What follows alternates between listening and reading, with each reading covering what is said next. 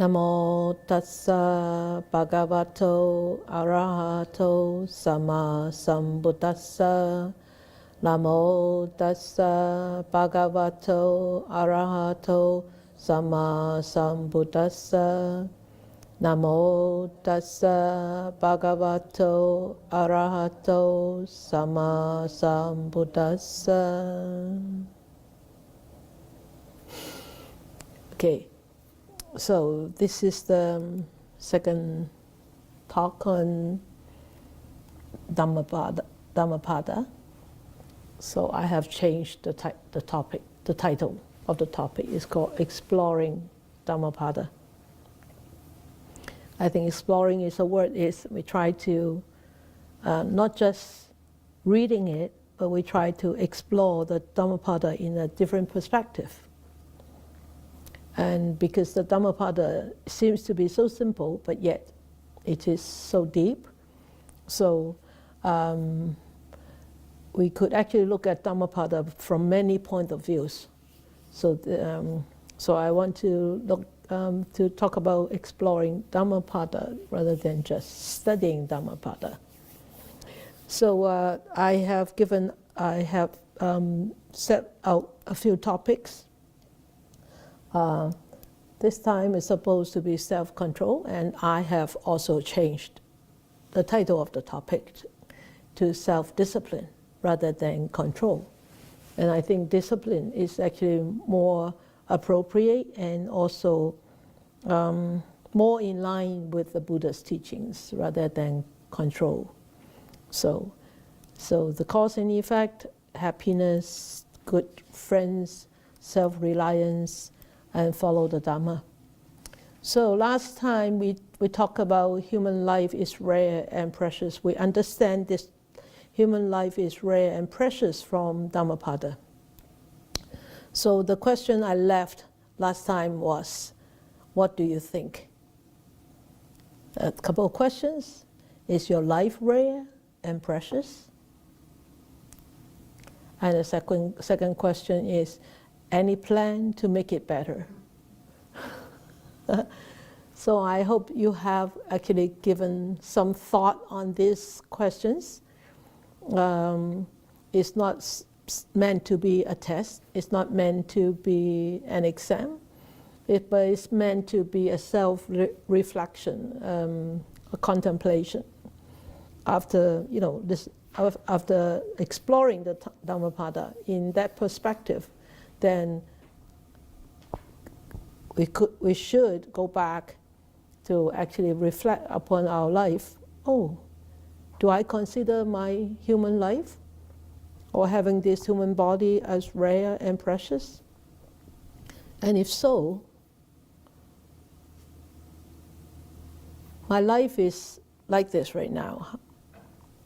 What is my plan to make it better or brighter or whatever, but more positive, like going into the positive, improving, right? So maybe we want to spend a couple of minutes or 5 minutes or 10 minutes on reflecting on this, or anybody have any thoughts, or have you actually spent a couple of minutes on reflecting upon these few couple of topics? You have? You have? Good. Oh, we've got a couple of hands. Okay, go ahead, Titania. Thank you, Sigrid. For these questions, I think my life definitely is rare, in the sense that how come it's me who is alive, but not the rock, which is not a living thing, or the ant, which is alive but not having a body and mind. So definitely it's very rare, since so happen, or I should say, with rare coexistence of all the conditions, here you go, you could see me, and I have my body, which is living this life. So it must be very precious. So I should make use of what it is now. instead of keep regretting or lingering on in the past or foreseeing or worrying about the future. The reflection for me is what I have as is now is the most precious, since I have the chance to make the past better or plan for a better me in the future. And the way for me, how can I make it better, is to walk the Dharma path. Since I've met the Dharma, and I'm so lucky and to be able to cross paths with the Triple Gem, I think I don't need to search anymore or to enter or to keep searching for knowledge or how to make myself better. It's nothing like that. Actually, I actually stop thinking of being better. I just focus on now. So will it be better in the future is not an important thing. I think the most important thing is to live the present moment. Good. And continue to follow the Triple Gem, to Good. Cultivate the inner self, my mind, and there's no time to waste. That's good. That's what I want to share. That's wonderful. Great. Wonderful. Good. Okay, Irene? Yes. So I believe my life is rare and precious, especially if connected to Dhamma. Yeah. And just look back. Prior to 2016, my life is just miserable. And did not, it really was. Did not know how to manage, try to push myself really hard to get things done. Yeah. Especially with 3 young kids at that time and back, I was sick mom. And myself, taking care of all of them. And, but how to,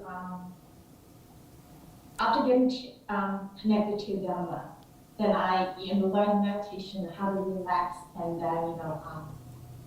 see the things in a real way. It's more with right view and right understanding. It really helps a lot. Great. And to become a human being, how do I say?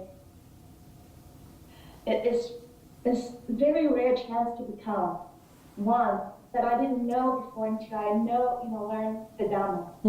Anyway. Yeah. So any plan to make it better, mine is so simple. Just expect less and give more. Give more is not really monetary, but But when you listen to when friends want to talk to you, you just lend an ear and just pay attention, And so give your time and your respect to them, so to make them feel better. And it doesn't matter, just a friend, it's a family, kids and other boss. It really, because you benefit others and you benefit yourself too. Is that what goes around comes around. Yeah. So, yeah, that's my plan. Good. Very good. Very good. That's nice. Yes. So, you, Laurie, you want to say something? Okay. Thank you, Sifu. I thought a lot about these questions, and actually, last month I said, I think I made the comment, or I shared that I used to, at some point in this walk, regret that I hadn't been here sooner. Yeah, Do you remember that? Yeah. And then I said something along the lines of, but I don't think that way anymore because I have time. And as soon as it came out of my mouth, I thought, I don't know if I really have that much time. And I thought, I didn't convey that sense of urgency that I have now. And this is rare and precious, this life. And I don't know how much time I have, but I have this opportunity. Yes. Yeah, I just wanted to clarify that. Good. Yeah, I'm glad that you catch that. Oh, I did. Good. Okay. Washa, you want to quick share? Because you nodded. Thank you, Sifu. Good night. Good evening, everyone. I think when I thought about those 2 questions, I do believe, of course, this life is so rare and precious.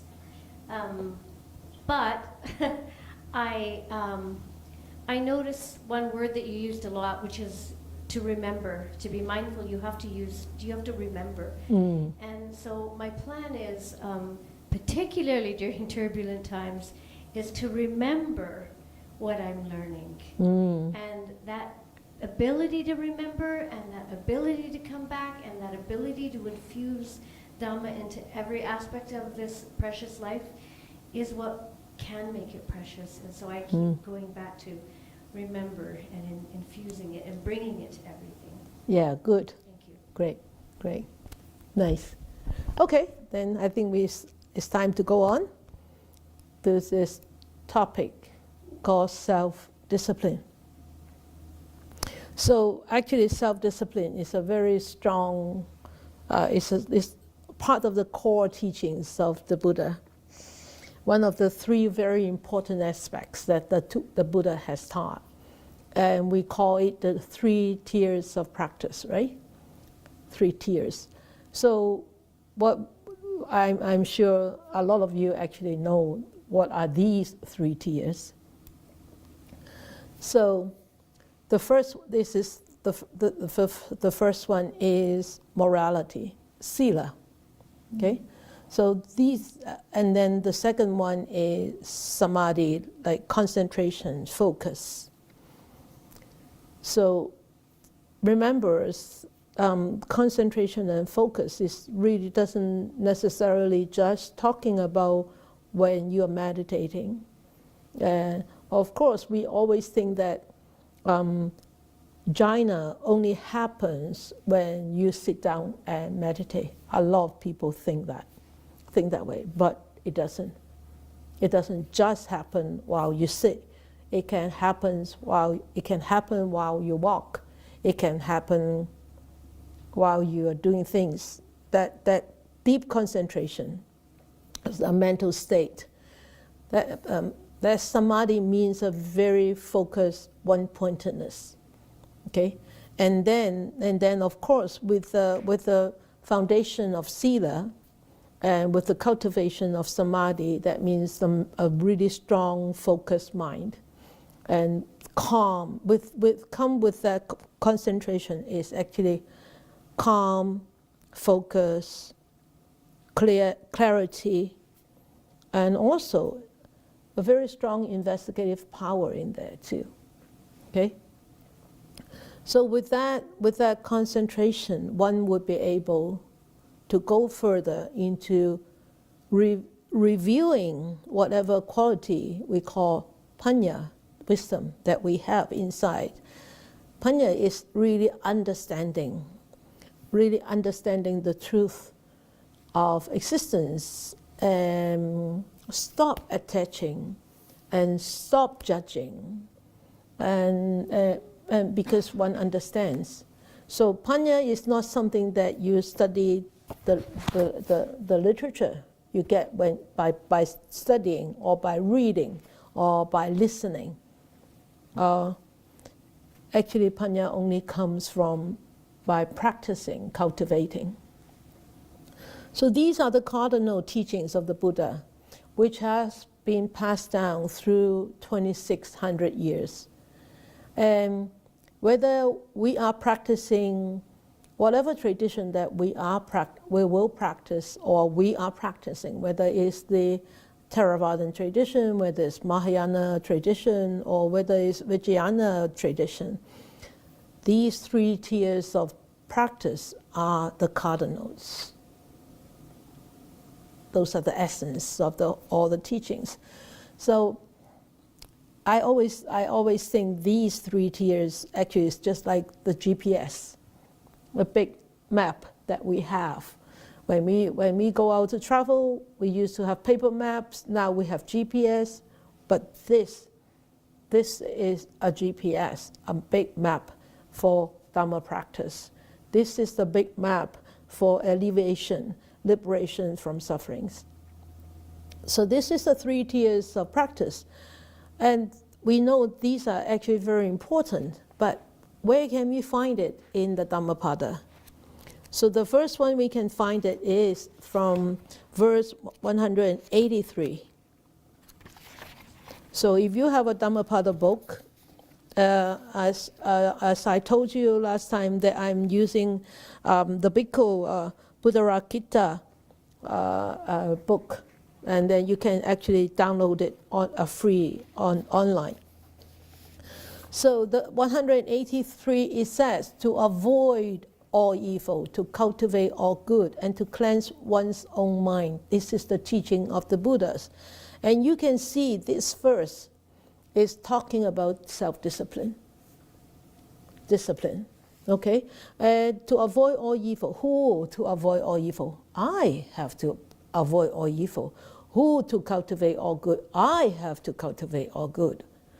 Because you avoid evil, you cultivate all good. It's none of my business. I have to do it myself. And to cleanse one's own mind is not to cleanse others' mind. We always try to cleanse others' mind. We always try to change others. We always try to make people agree with our versions, with our opinions. But look at this verse, is cleanse one's own mind from our own judgment, from our own interpretation, from our own attachment, from our own views. And it says this is the teaching of the Buddhas. So you can see, not the teaching of the Buddha, is the teaching of the Buddhas. So why does it say of the Buddhas? That means not just this historical Shakyamuni Buddha, but any Buddhas that come, that has or had come before him. So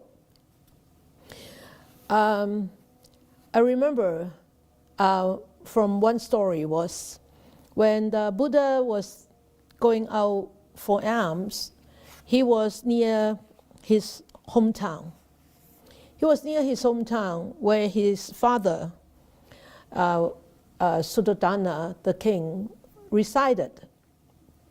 So the king, Suddhodana, actually heard that the Buddha was coming into his town to make for alms run. So he thought that the Buddha, Gautama the Buddha, will come and seek for alms from his own father. So he prepares so much food for the Buddha and his entourage, or the bhikkhus who came with the Buddha. But the Buddha did not go to his father's house. Instead, he went the same. He did the alms round as he used to do. First house, once he come into the town, once coming into the town, could be from the north, could be south, could be east, could be west, because they change route every day, so that they don't go to one particular house every day. So they change routes every day. So that day, the Buddha and the bhikkhus actually came into the town, and the first house wasn't his father, and the last house wasn't his father's. So his father was very angry. Remember this story? No. You remember? No. Okay. Okay. So you remember so far, right? That's a very clever answer. So anyway, so the Buddha, the king was very angry. So when the Buddha, after having had the food, and so he went to visit his father, and his father said, "What kind of rules are you following? Why didn't you come to your father's house for alms ram? Because I am your father." And you know what the Buddha said? This is what all the Buddhas have done. And I'm just following what the Buddhas hath done. So that means this is the teaching of all the Buddhas. And I'm just following the teaching of all the past Buddhas. That's what the past Buddhas did. They go to alms round, every day different. It doesn't mean that you are my father and I have to come to your house. So this is what the Buddha has taught. He said, I am just following my teacher's path. Okay? His teachers is all the past Buddhas. So you know that there are 7 Buddhas, right? Including Shakyamuni Buddha. So you all know that, right? Yeah, okay, great. So we don't have to go into details. So these are the 7 names, including Shakyamuni Buddha. So there are actually 2 theories about these 7 Buddhas. One theory was there was actually 6 Buddhas plus Shakyamuni Buddha. Okay, so that's why 7 Buddhas. But yet, there is another theory is actually the 7 Buddhas are the same Buddha coming back over and over again. It is actually very logical, right? Considering, look, now is Shakyamuni Buddha, when the next Buddha is Maitreya. How many eons to come? It is very logical. So, but it really doesn't matter. But what matters is all these 7 Buddhas, what they taught is actually they are represented by the Dhamma that they have taught, right? And the Dhamma was taught by, the same Dhamma was taught by Shakyamuni Buddha. Okay? So then what did the Buddha teach? What did the Buddha teach? Right? The Buddha taught sila, samadhi, and panya. So tonight we're talking about self-discipline. Of course, that is sila. Before the Buddha went into Nibbana, Ananda was very distressed because he didn't want the Buddha to leave. And then he was reminded that this time is very precious. If there is any more questions, Ananda should go and ask the Buddha now to seek advice. So one of the questions that Ananda went to ask the Buddha is, he said, Buddha, you have been our teacher all along this lifetime. There is no other teacher who is more superior than you and who teach this superior Dhamma. So after you enter Nibbana or Maha-Nibbana, Maha-Paranibbana, so who is going to be our teacher? So you remember these stories, these questions. And what is the answer by the Buddha? The Buddha said, let the precepts, sila, be your teacher. Yi gai wai si, right? So let silas be your teacher. That means let self-discipline, let self-control, let self-restraint be, let self-morality be your teacher.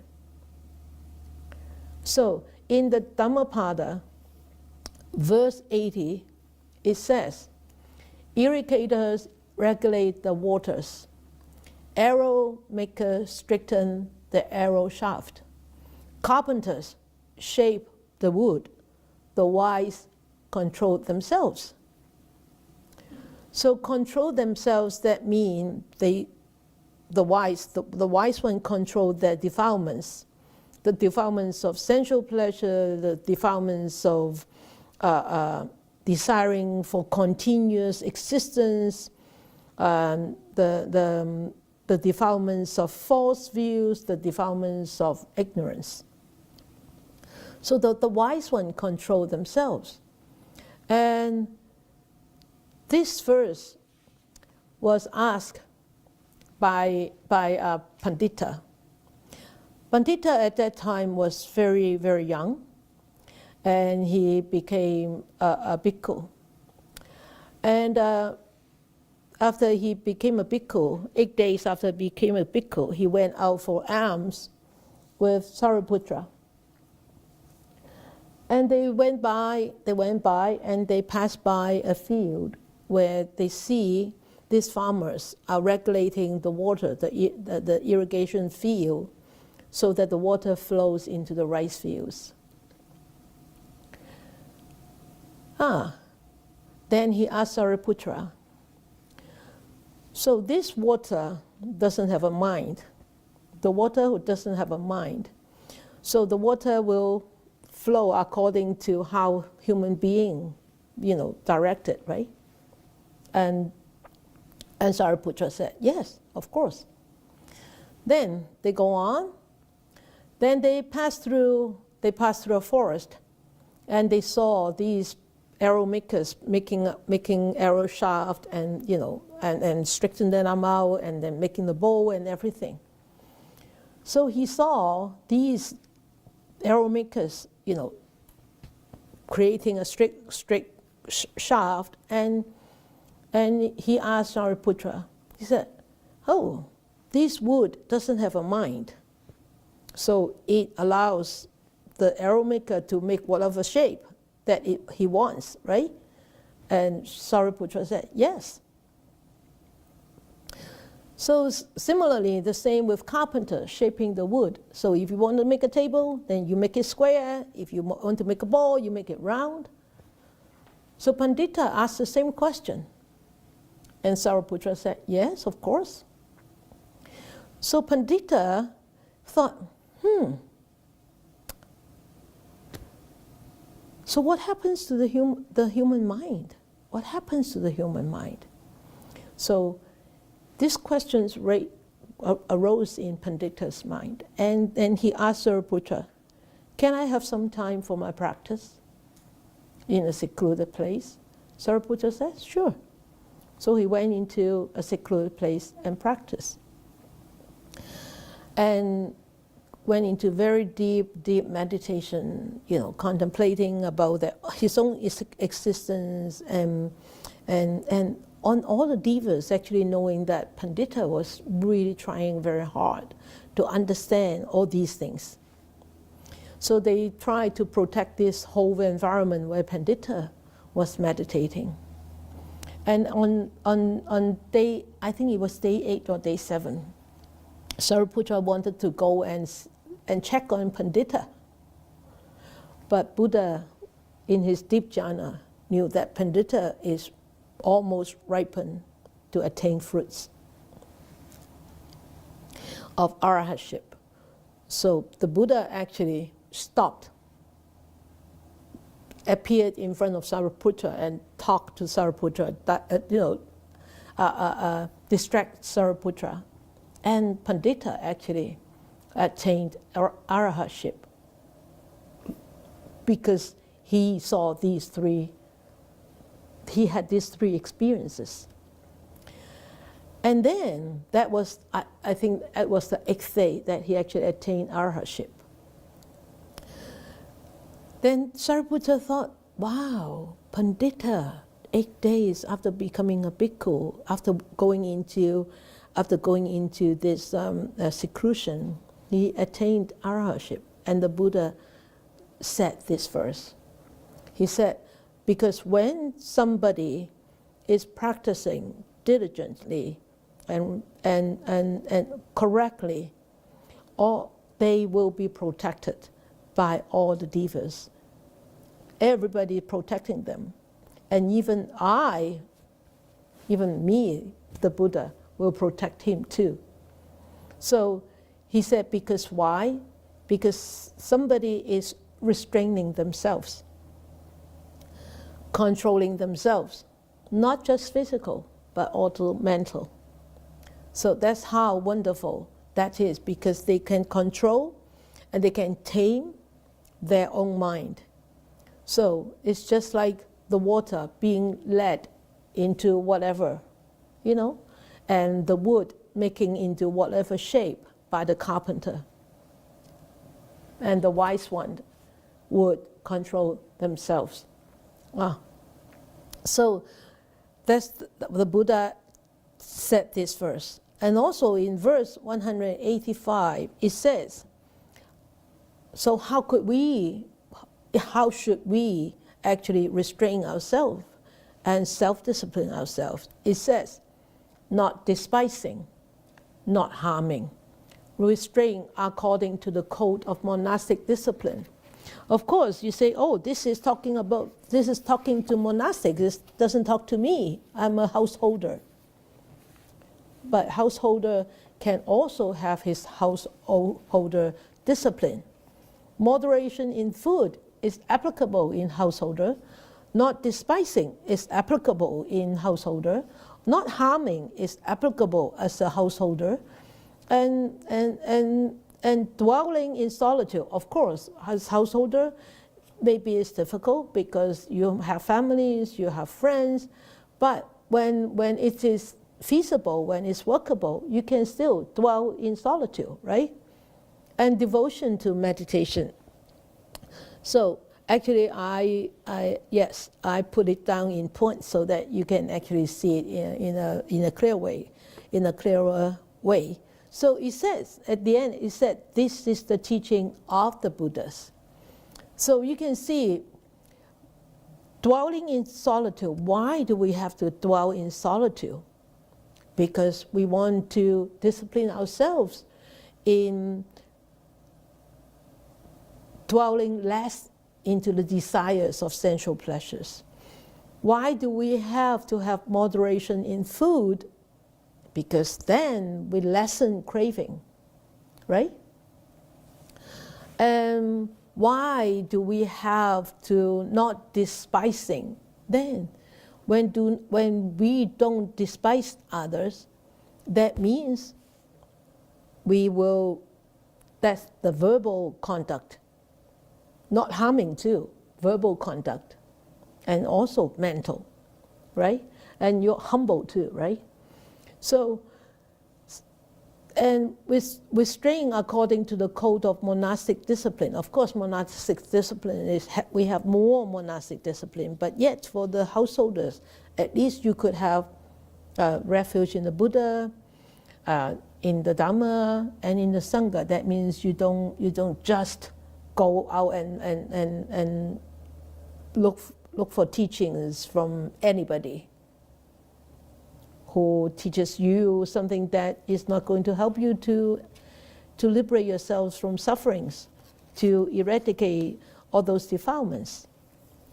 Okay, so or are you going to taking 5 precepts not to commit harm and hurt to beings, and not to steal, not to lie, not to commit adultery, and not to take intoxicants, or even go into further 8 precepts.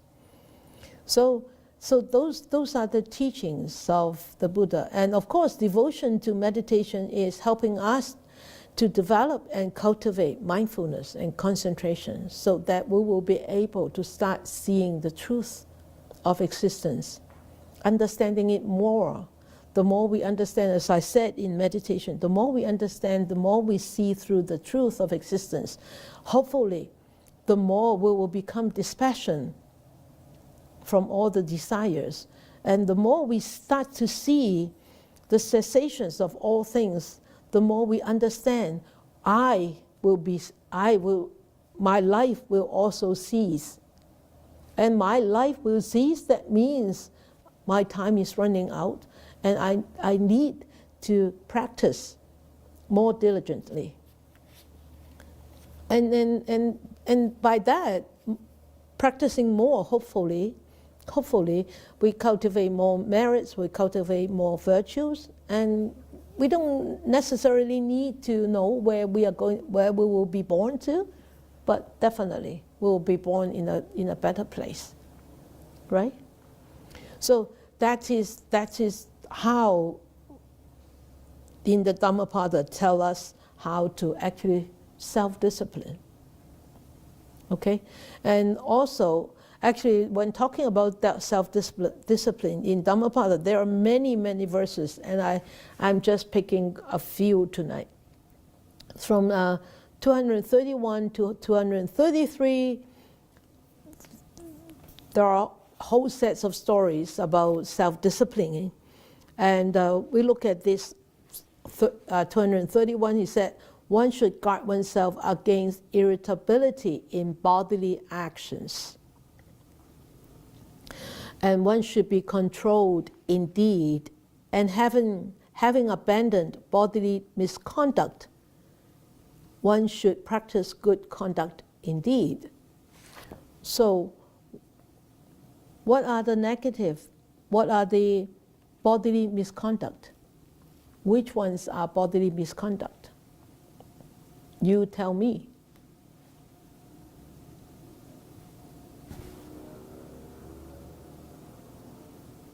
Bodily misconduct. You tell me.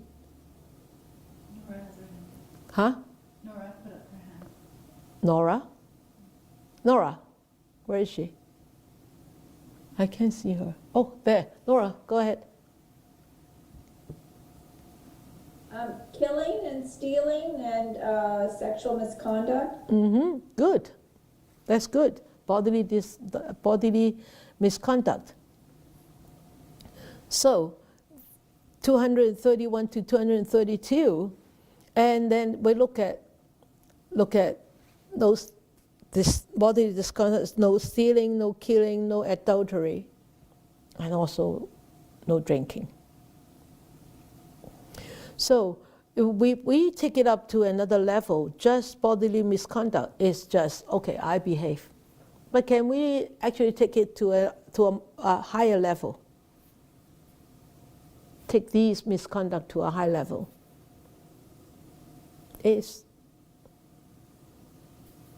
perform positive conducts, bodily conduct, not bodily misconduct. Okay? So, yes, bodily misconduct is killing, but then we take it to a high level of bodily conduct, that means not killing. But we take not killing to another higher level, is protecting. Right? We don't kill bears. Yes. We don't kill dogs. That's good. But we protect bears. We protect elephants. We protect dogs. We protect cats. We protect human beings. That means we take it to another level. Right?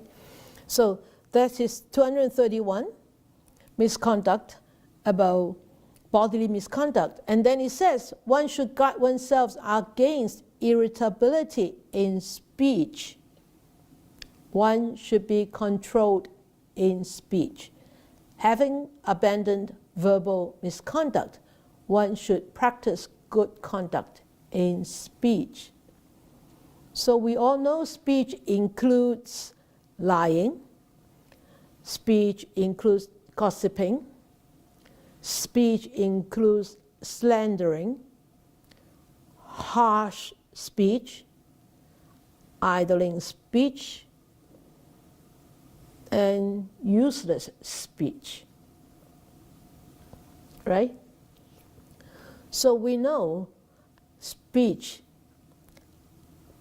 uncontrolled speech, would create a lot of conflicts, a lot of animosity, a lot of negativity, a lot of disharmony, a lot of confusion. So, by controlling in speech,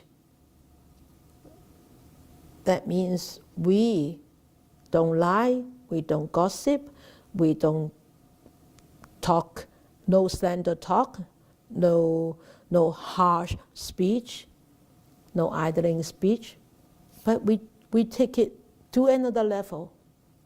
It's soft speech, kind speech, consoling, comforting words, compassionate speech. So these are taking good conduct in speech to another level. Okay? So that is 232, self-discipline against irritability in speech. But speech is very, very difficult. It's the most difficult. It's the most difficult to actually to guard, to discipline, because it comes out so fast. If you don't want it to come out so fast, I tell you, you need extra mindfulness. Yes? Who said yes?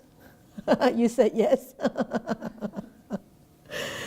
Okay, and then 233, it says, one should guard oneself against irritability in thoughts. One should be controlled in thoughts. Having abandoned mental misconduct, one should practice good conduct in thought. So thoughts. What kind of thoughts? Angry thoughts, deluded thoughts, eluded thoughts, ignorant thoughts, arrogant thoughts. Thoughts of, oh, I'm smarter than you. Thoughts saying that, oh, my way is better than your way. Thoughts about, I'm more superior than you. Or thoughts about, you are not as smart as I am. Or thoughts about doubting about the Dharma, doubting about yourself, doubting about the teachings, doubts. Those are all thoughts. So many different kinds of thoughts. So if one should practice good conduct in thought, what do you think good conduct in thought would be represented by?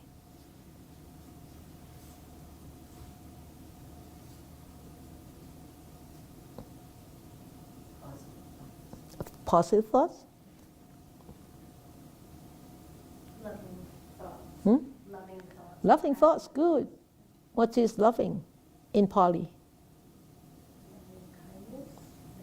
Metta. Yeah. And what is kind thoughts, compassion in Pali? Huh? Karuna. Yeah. So metta, replacing the thoughts with metta, replacing the thoughts with karuna, replacing the thoughts with equanimity, and replacing the thoughts with appreciation, gratitude. You know, those are taking thoughts, good conduct in thoughts, to a higher level. Okay, so to conclude 231 to 233, there's 234. It says, the wise are controlled in bodily deeds. They are controlled in speech. And they are controlled in thought. They are truly well controlled. So of course, the words they use is controlled. And I think disciplined would be a more appropriate word for me. For me, I see control, there is so a very, yes, it does have an active part in it, but there is also, it seems that there is an outside part of it. You know, that's how I understand the word control. But discipline is actually more about your own self. Yeah. So control. Remember, control doesn't mean that to force upon or to really force you to control. But you look at it is, I don't want all these to happen to me, so I don't want all these to happen to others because I do it to others. I don't want others to do it to me, right? I don't want others to kill me, so I won't kill others. I don't want others to have this negative speech to me, so I try not to have this negative speech to others. So in here that there is this compassion and this loving kindness in there, right? there is this awareness in there. There is this mindfulness in there. I don't want myself to be hurt. So I don't think others like to be hurt by me also. Okay? So that's why he said the wise ones are all restrained in body and in speech and mind. So remember, when we are not restrained in body, mind, and speech, at that moment, we are not wise. You want to be a wise person? Do you want to be wise? Then restrain yourself. Okay? At the moment that you don't restrain yourself, you better remember to remind yourself, oh, I am not wise. The Buddha said, they are truly well controlled. The wise ones are truly well controlled. So, why? Because the wise ones know how to safeguard all the sense doors, including the mind sense doors. Okay? So, sila not just mean morality. Sila also means a purity of virtue. Yeah? Purity of or pure virtue. So, when we look at all these past verses, what you have learned in the past, you have learned a lot of the Buddha's teachings in the past. Which one in the Buddha's teachings that is in line with what we have done, what we have taught about just now?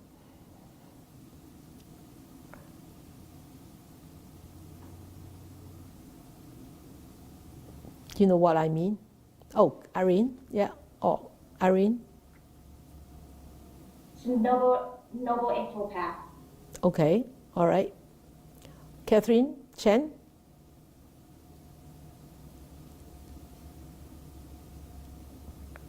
Yeah. Sila. Yeah, of course. I'm talking about Sila. But there is one particular teaching. There are 4 parts to it. Yeah, go ahead.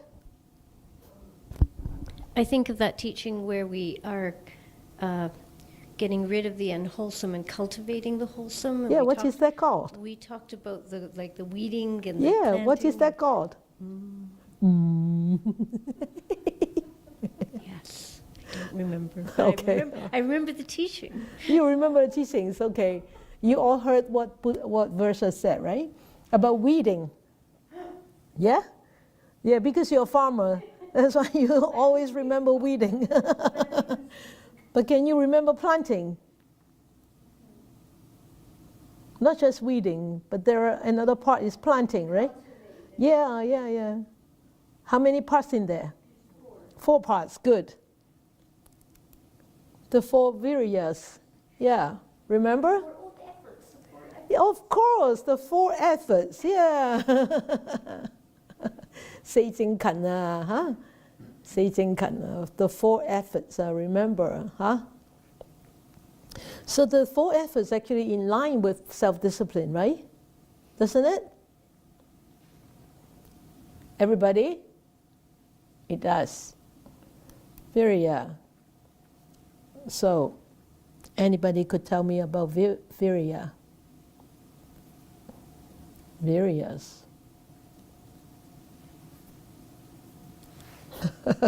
Okay, weeding, right? So the first one is the efforts, the exertion of efforts to guard unarisen, unskillful qualities, right? Those weeds we don't have those weeds. Okay, so don't let them arise.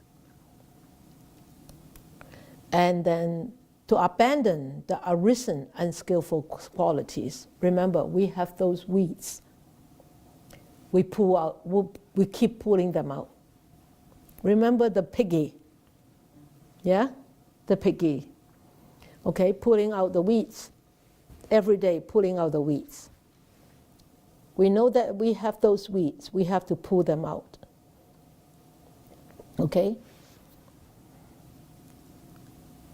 And then the exertion to develop unarisen skillful qualities. So we know that we don't have those beautiful flowers, the bulbs for beautiful flowers. We need to plant them, right? The beautiful qualities, we need to plant them. And then, if we already have those flower bulbs, that means we have those qualities. We have to protect them, we have to maintain them, we have to grow them, strengthen them. Remember the 4 viryas. It applies everywhere, okay? It's applicable everywhere. So self-discipline, the whole night we're talking about self-discipline. And in the Dhammapada, let me finish this discipline. So we think this virya is just efforts, right? Efforts. It means also when we put in efforts, that means we put in energy, our own energy. We put in our own work, and it's very, very important. Those who have actually studied the Anapanasati Sutra or Sutta, or you have actually studied the Eightfold Noble Path, and the 4 viryas are always there. Efforts is always there. You study the paramita, whether it's a 6 parami or whether it's a 10 parami, efforts is always there. Okay? So efforts is one very important prerequisite on this path of practice. And this effort means energy, persistence, determination, persevering, and vigorous, and efforts, and diligence. Everything. Okay? So, and it also includes enthusiasm. If you're not enthusiastic, and you say, oh, it's okay. Dharma talk, I can go, I can go, I can skip, doesn't matter. I can pay attention and I can just don't pay attention. Because when you're enthusiastic, then you pay attention, you try to participate. When you're not enthusiastic, it's okay, I just sit there, let my mind wander, let my mind doze off, doesn't matter. Because you lack of enthusiasm. So this whole virya, you can define this as an attitude of gladly participating, gladly engaging in wholesome activities. And it helps us to accomplish, to cultivate wholesome virtues. So that's why it's so important. Okay? So in the Dhammapada, actually there are many similes talking about the results of abiding or not abiding by disciplines. You know what flower is this? It's pretty, eh? Yeah, of course you know, right? In Po Lam, we all know. Versha, you don't know? I recognize the okra, but not the flower. Oh, did you see the okra? Oh, yeah. There's a red okra. Okra, 中文叫做咩啊？牛角豆。秋葵. Yeah, this is the flower of 秋葵. 紅秋葵. Po Lam produce. Farm produce, beautiful flower. Okay, so in the Dhammapada, actually there are a lot of verses, like stories, metaphors, talking about whether one abides, when one don't abide by the precepts, and it's easy to understand. So the first one is verse 51. It says, like a beautiful flower, full of color, but without any fragrance. Even so, fruitless are the fair words of one who does not practice them. So if one doesn't practice sila, if one doesn't self-discipline themselves, one is just like a flower with no fragrance, but it's beautiful. A lot of flowers nowadays, especially commercial flowers, the roses, they don't smell like roses anymore. They have no smell of roses. Do you notice that? Yeah, it's way different than our homegrown roses. Why? Because they have used so much pesticide, or they have changed the way they grow roses. So a flower without fragrance is missing something very essential in a flower, right? So that means somebody who is not practicing self-discipline, they are missing a big part in their life. Just like the fragrance of a flower. So, never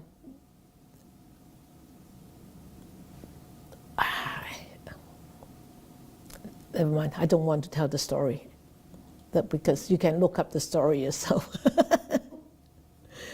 So, and then the verse 52 is, it says, like a beautiful flower full of color and also fragrance, even so fruitful are the fair words of one who practices them. And this is also a flower from Po Lam. What's the name of this flower? I always forget. Huh? Rose of Sharon. Oh, Rose of Sharon. Yeah.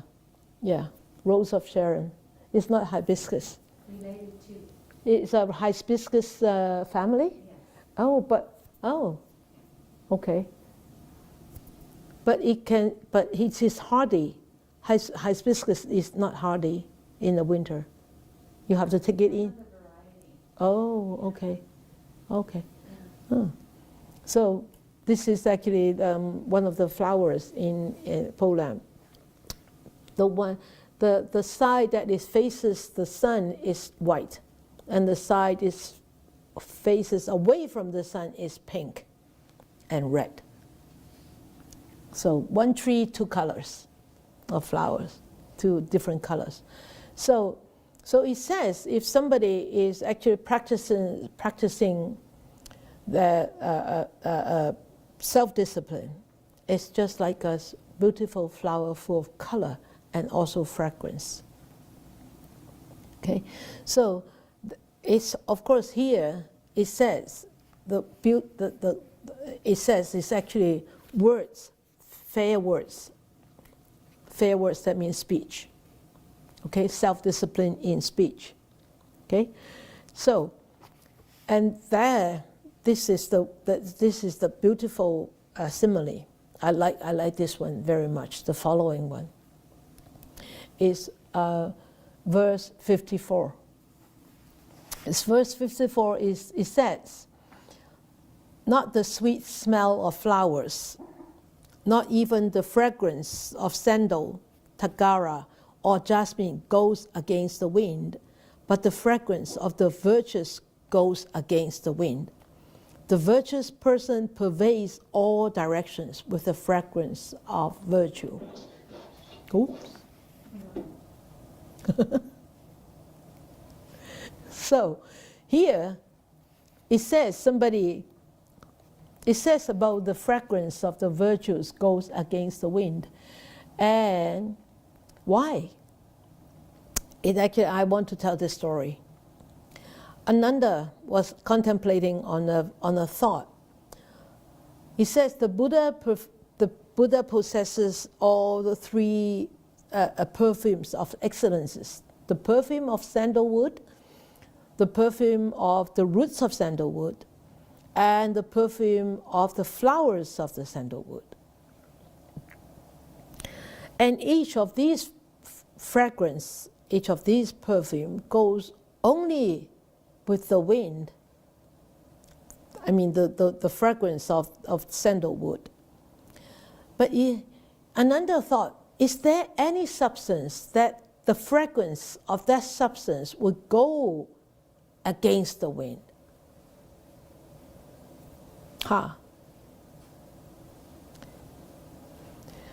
So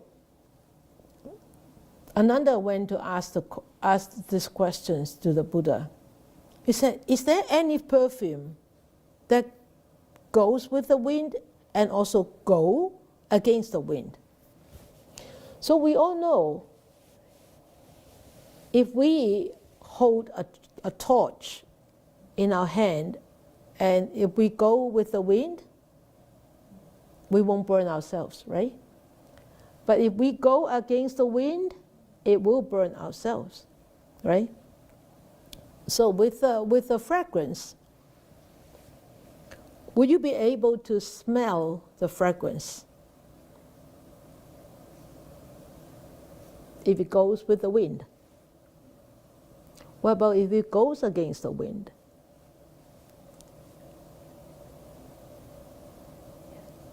Yes? So yes, for both? I think it matters. It depends on what's downwind. You have to be downwind of the... Yeah, you see? You see, you're being philosophical, literal. Yeah. Being too literal. It's just like I always ask people, when the tree grows eastward, when it grows big, and you cut it, you want to take it down, which direction it will fall? People say, oh, it depends on which direction you are standing.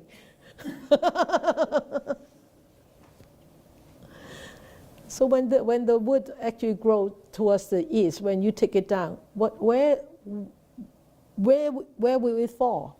It will definitely fall towards the east, right? You won't be so stupid to stand on the east to cut the wood, right? It will fall onto you, isn't it? So don't be too literal. And the Buddha said, only the fragrance of the virtues would go against the wind. That means you can smell it. And the virtuous person pervades in all directions. Only the virtues. The non-virtues, no. Okay? So understand that. Remember, when you study the Buddha's teachings, don't use your sanya.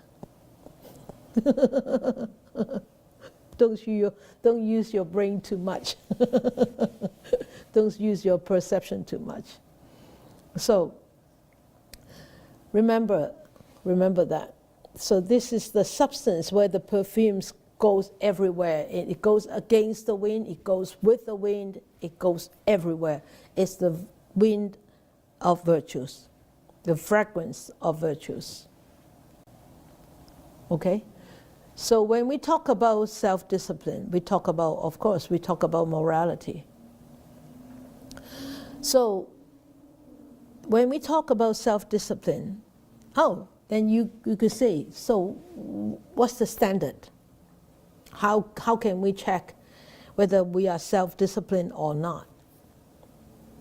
So also in the Dhammapada, it gives us the answer. It says in verse 158, it said, one should first establish oneself in what is proper. That means we have to self-discipline ourselves first.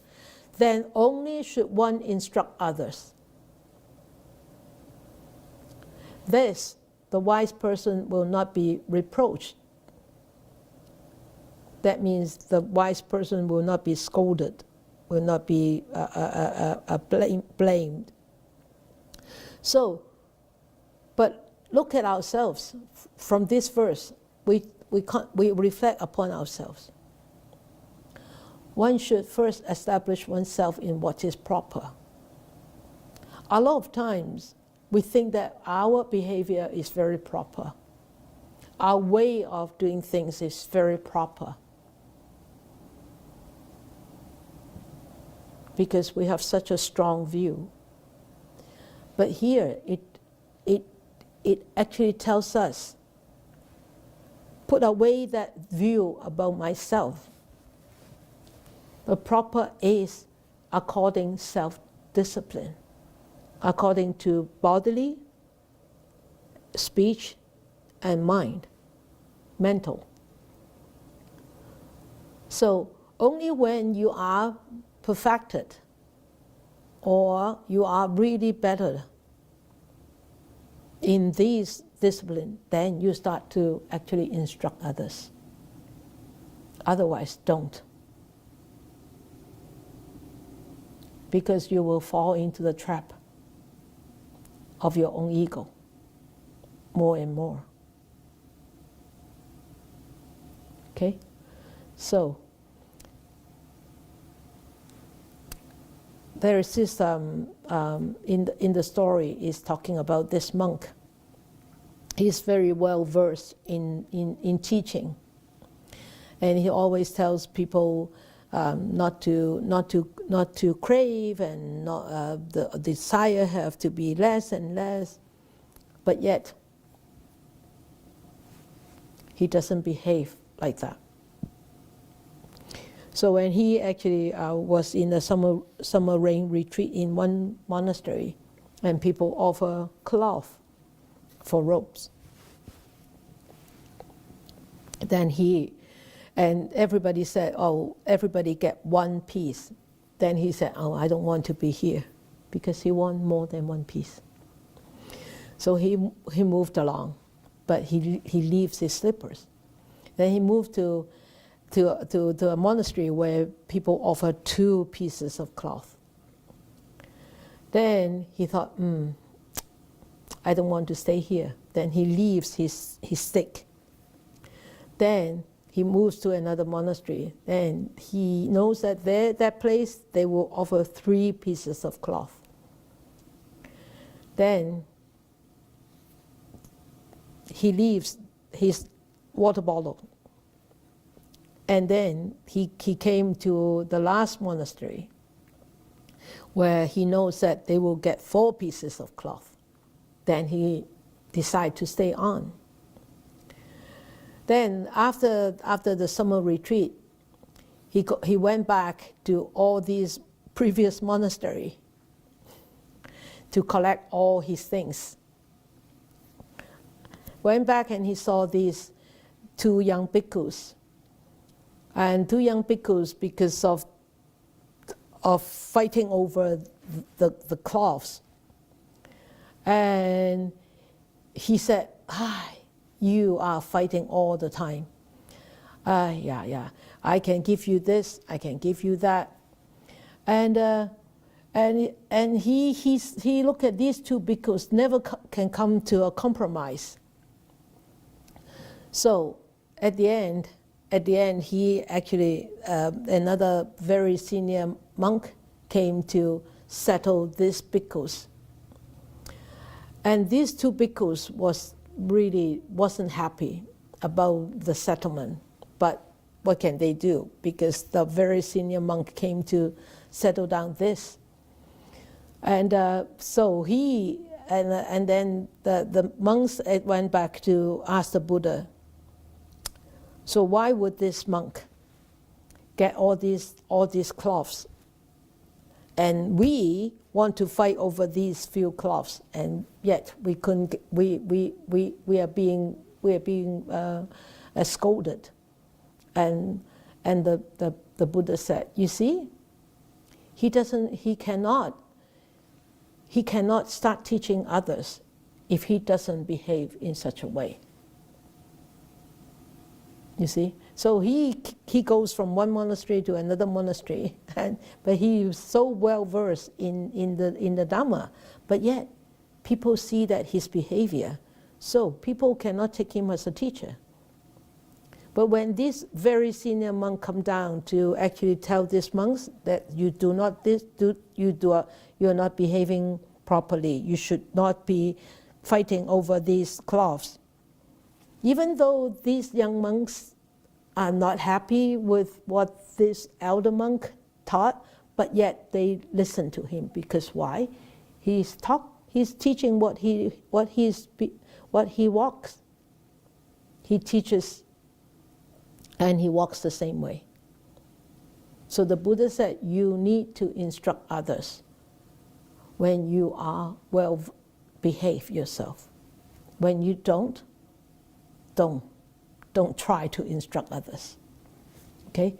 So says 159, he said, one should do what one teaches others to do. If one would train others, one should be well controlled oneself. Difficult indeed is self-control. Self-discipline is very, very difficult. Really very difficult. But yet, we are always trying to discipline others. Very rarely we actually discipline ourselves. Very rarely. And when people discipline us, we don't like it. When we discipline others, and when others sort of rebel against your discipline, you're not happy. And why is that? Think about that ourselves. We have to actually always try to reflect upon ourselves. Why? Why don't we like it? Why are we unhappy?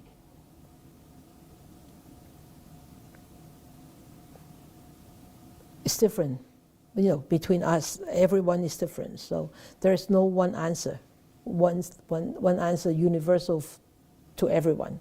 Okay, but think about it ourselves. Why?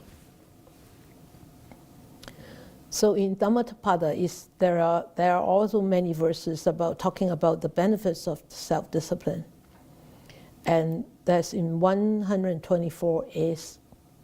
It says, if on the hand there is no wound, one may even carry poison in it. That means if one's virtues is not tainted, one can carry poison in it and will not be harmed.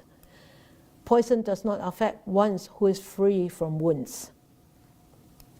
And for him who does no evil, there is no ill. 124.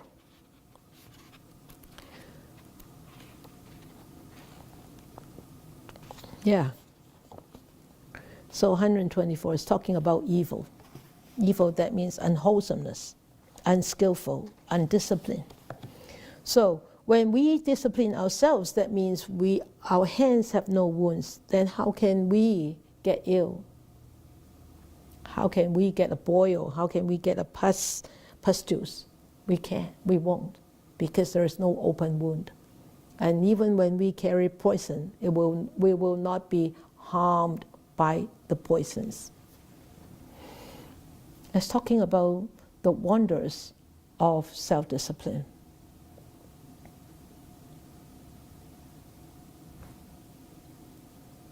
That's all about self-discipline. As I said, I don't want to tell you the stories of each verse. You can look up the stories.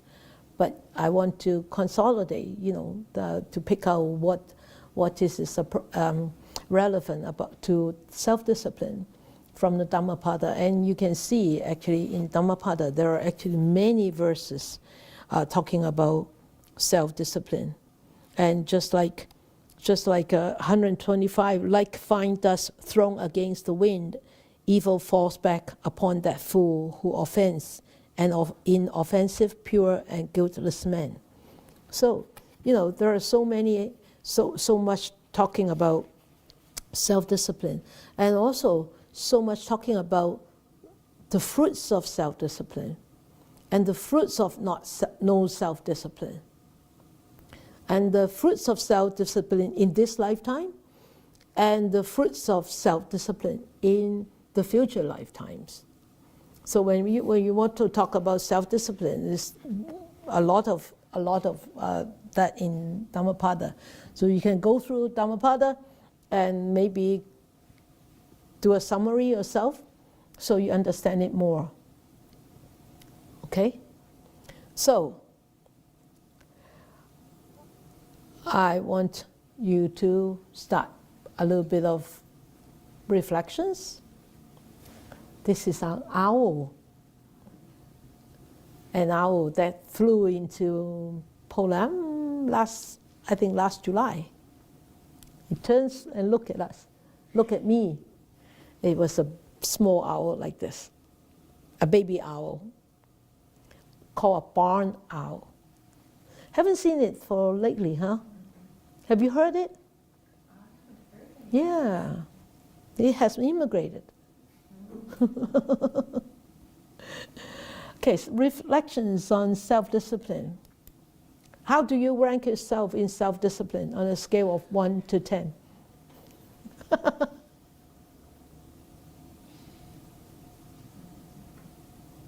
1? Really? So pessimistic.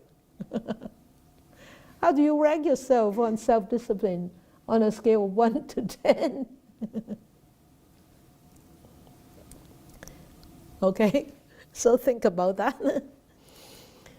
Do you discipline others more than disciplining yourself?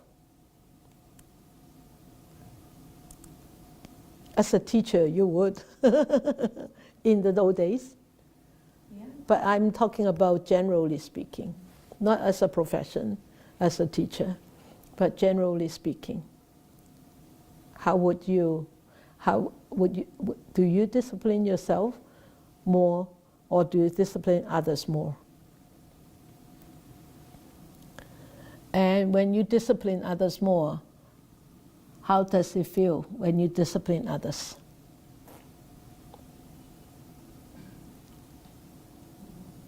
How does it feel? And is this going to help you to improve? When you're feeling about disciplining others, is that going to help you to improve? Or is it going to actually stop you to improve?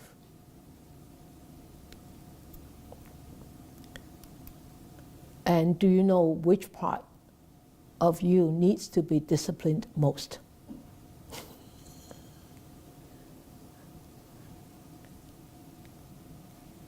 Okay? And how are you going to do? How do you go about it? Wow. There's a whole lesson in there. A lot of reflecting. Yeah, there's a lot of reflections in there.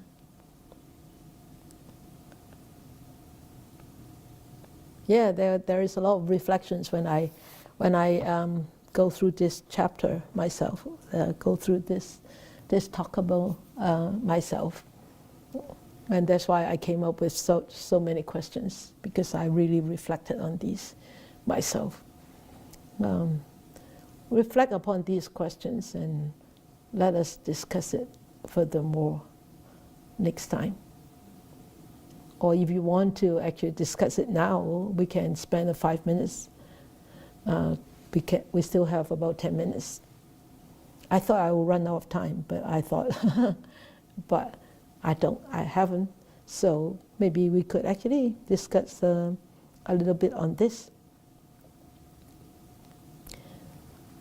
Eva, how do you go about this? Sorry. You're contemplating on these questions. So you want to spend okay, Phung King.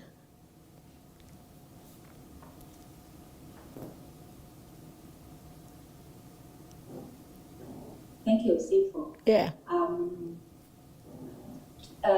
I try to reflect the questions. For the first one, I rank myself 5. Because for the second question, I think in the past, I used to discipline others more. As you know, I was a teacher. Yeah. So when I was a teacher, I felt really good when I point the fingers at my students. Yeah. Usually, because I know, oh, I'm giving you rules. I am telling you what to do. Yeah. Telling you something good. Okay, so so how did I feel? I felt happy when they listened to me. But I felt very unhappy When they don't. When they don't. So that's suffering. That's suffering. Yeah. Now after learning the teaching of the Buddha, I came to know actually the one who has to be disciplined most is myself. And which part is that? Back to. Okay, so actually Henry asked me a question. You can see through these beautiful vines of hairy squash, 無瓜和節瓜, you can see at the far end there's this new meditation hall, taking shape, already have taken shape for a long time. So I just wanted to share some of the updates of the construction with everybody. We are almost at the end of the construction, almost. We are waiting for the approval of occupancy. Okay, so it could be 2 weeks. It could be a month, we don't know. So it depends on the approval from the city. So it could be in 2 weeks' time, I don't know. So soon, very soon, they will be able to move in. But just to give you some hints and idea, if you want to save a date on the 24th and 25th of September. We may have some ceremonies coming up if we get the occupancy permit. Okay, so save a date. That is a weekend, a Saturday and a Sunday, but I'm not sure. So that's why I cannot announce a confirmed, solid program yet. But save a date, and on that day, if it doesn't work out, then you go to high tea and go to see a movie. Okay. All right. Okay, you have any questions or anything to share? Irene, yes? So the date, the ceremony will be in person or via Zoom? It could be in person. You want to fly up here? I want to, but I need to know for earlier so I'd be able to pick some time off. I thought you are only prepared to come to meditation. I can come both. Okay. Okay. Yeah. So, but I will definitely know a little bit more by end of next week. Definitely know more by the end of next week. So if you really want to come, by end of next week, I'll probably have a little bit more confirmation. That won't be too late. Okay? All right? It's good? All right? Good. Okay. So the next Dhamma sharing will be October the 6th, 2022. But if there is any confirmation about the save a date thing, I will probably come up to make an announcement. on a normal Tuesday Dharma sharing night. I won't come up. I won't come in to teach, but I will come in to make an announcement. So if you see me coming in to make an announcement, that means good news coming. All right? Okay? So let us dedicate our merits then.